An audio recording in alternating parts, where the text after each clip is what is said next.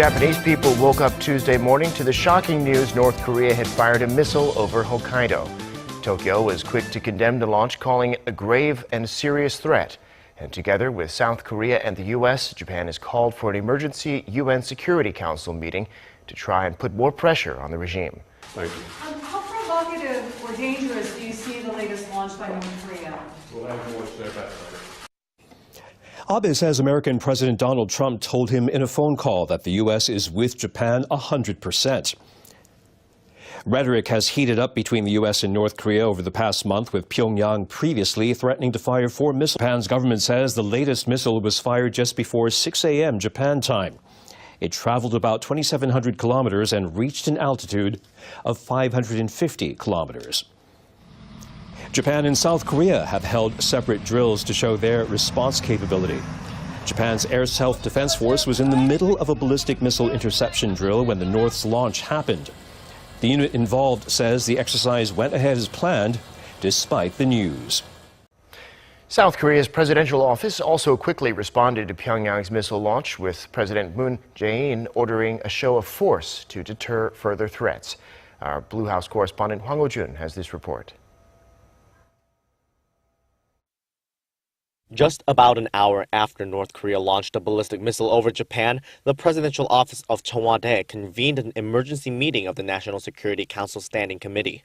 Chung Eui-yong, the head of the National Security Office and top security advisor to President Moon, chaired the emergency meeting, which lasted for about 40 minutes.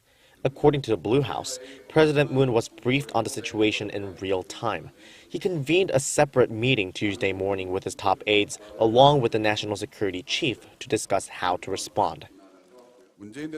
After being briefed by National Security Office Chief Chung Eui-yong, President Moon ordered the military to display its retributive capabilities against North Korea.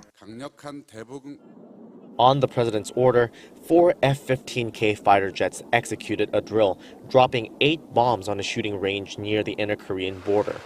In line with the show of force, a Blue House official said the government decided to release a video of the successful test firing of the Hyunmoo-2, domestically made South Korean ballistic missile.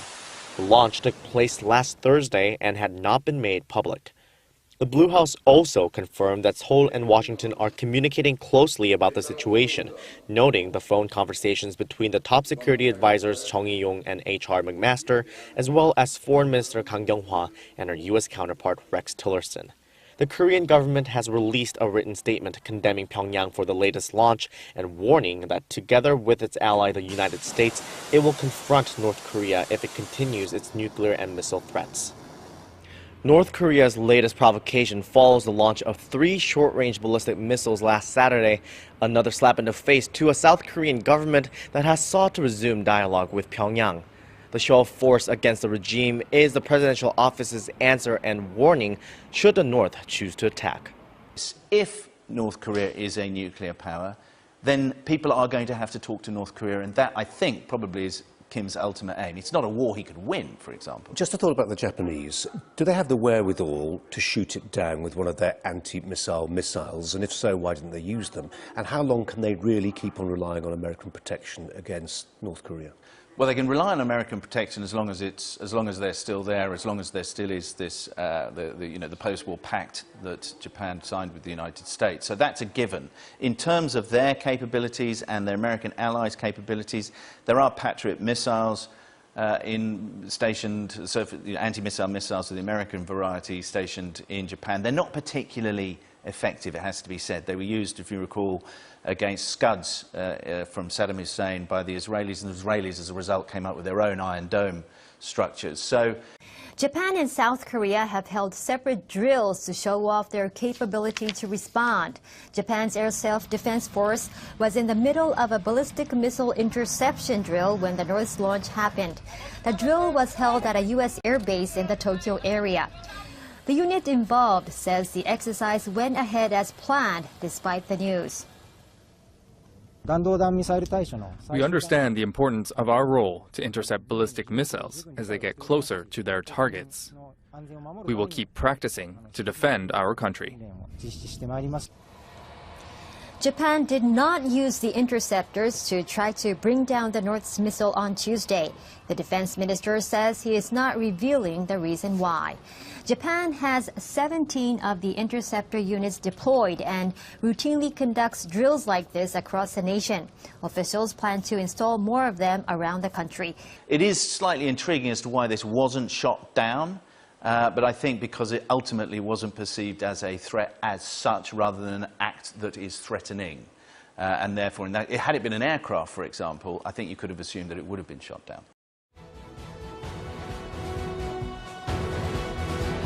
Thanks for joining us. I'm Corporal Jacob Colvin. The Japan Air Self-Defense Force and the U.S. Air Force trained together to effectively deploy the PAC-3, or Patriot Advanced Capability 3.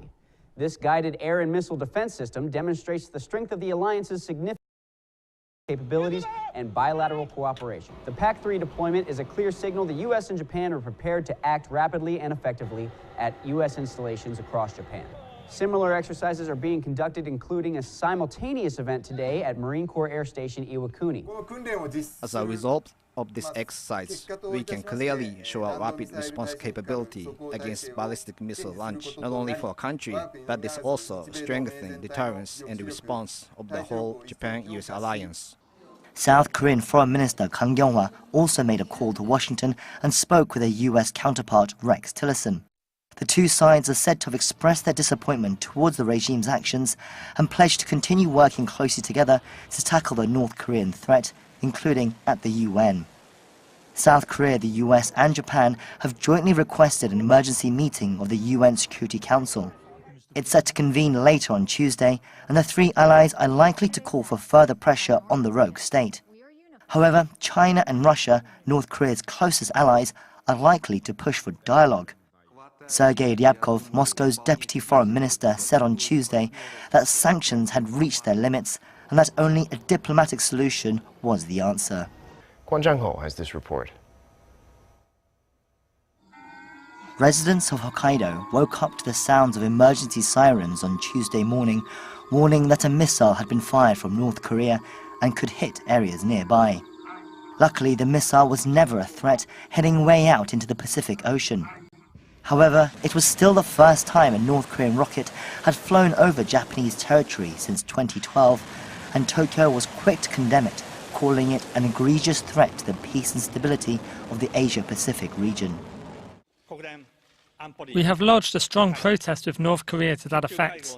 I call for an emergency meeting of the United Nations Security Council, and we will demand even stronger measures against North Korea. Abe later held a 40-minute phone call with President Trump, who assured the Japanese Prime Minister that the US was 100% with Japan. A senior Tokyo official also told Kyodo News that the two leaders agreed that the time is not right for dialogue with Pyongyang and that increased pressure is needed instead. North Korea's missile launch this morning could dash hopes in Washington that the regime was backing down and might be moving toward talks. Some say it's a negotiating tactic, also possibly a response to defense drills by South Korea and the U.S. Our Connie Kim takes a closer look at the North's intentions.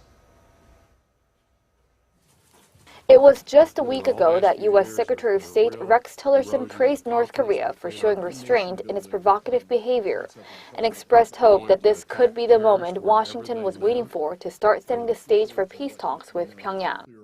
In that sense, the Trump administration has clearly dropped key preconditions set by its predecessor, such as having Pyongyang commit to denuclearization before any talks can take place, and instead has offered to sit at the negotiation table by merely having the regime halt its missile launches. But despite warnings and proposals for talks, North Korea went ahead and launched 3 short-range ballistic missiles over the weekend, followed by Tuesday's launch of an intermediate-range ballistic missile. North Korea seems to be assessing that it's not a bad decision to instigate tension on the Korean peninsula in order to raise its leverage with Washington for talks, while at the same time completing its missile program. At the same time, Pyongyang's ongoing missile launches are also seen as the regime's unwillingness to sit down with Seoul for talks. It can negotiate with any country in the world from the position of strength. So why bother taking side steps by considering, proposed by Moon Jae-in government dealing with the issues that are not really essential for North Korea's pursuit of security assurance and major economic prosperity. For now, talks either with Seoul or Washington don't seem to be taking place anytime soon. What remains to be seen, however, is how the U.S. will pressure China in reining in Pyongyang's nuclear ambitions, and how Seoul will exert diplomatic influence in peacefully stopping the North's missile provocations and nuclear weapons ambition. Connie Kim, Arirang News.